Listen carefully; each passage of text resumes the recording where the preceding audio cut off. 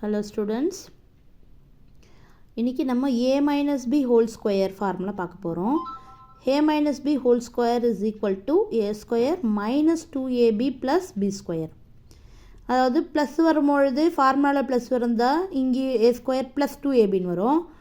அங்கே மைனஸ் வரும்போது ஃபார்முலாலையும் மைனஸ் வரும்.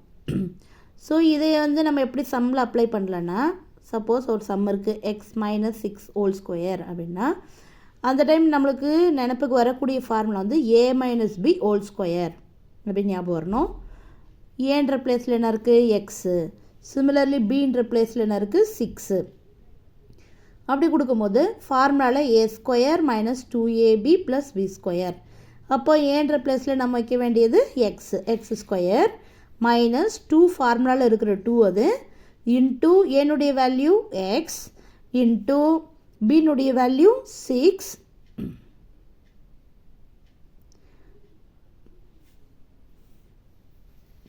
ப்ளஸ் பி ஸ்கொயர் அப்படின்னு சொன்னால் 6 ஸ்கொயர்,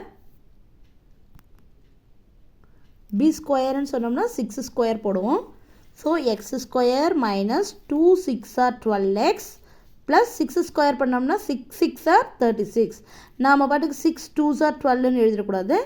6 2 டைம் மல்டிப்ளை பண்ணும், 6 6 are 36. So the answer is x square minus 12x plus 36. Thank you.